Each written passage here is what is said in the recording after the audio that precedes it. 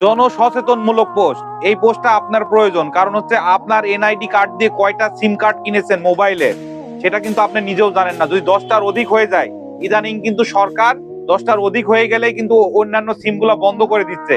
যেগুলা ডিঅ্যাক্টিভ সেগুলাও বন্ধ হয়ে যাচ্ছে, যেগুলা রানিং সিম সেগুলাও কিন্তু বন্ধ হয়ে যাচ্ছে। আমার পরিচিত 01711 নাম্বার বন্ধ হয়ে গেছে। এই বন্ধটাকে আবার যদি ফেরাতে হয়, আপনাকে আবার নতুন কৌশল ধরতে হবে। সিমটা গুলাকে রক্ষা করবেন।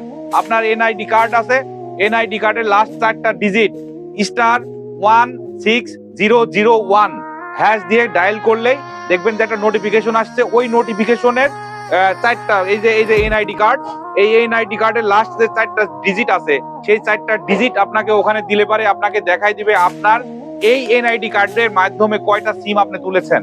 এখনই সচেতন হন, এখনই চেক করুন এবং এখনই দেখুন, নতুবা আপনার সিমটা কিন্তু বন্ধ হয়ে যেতে পারে।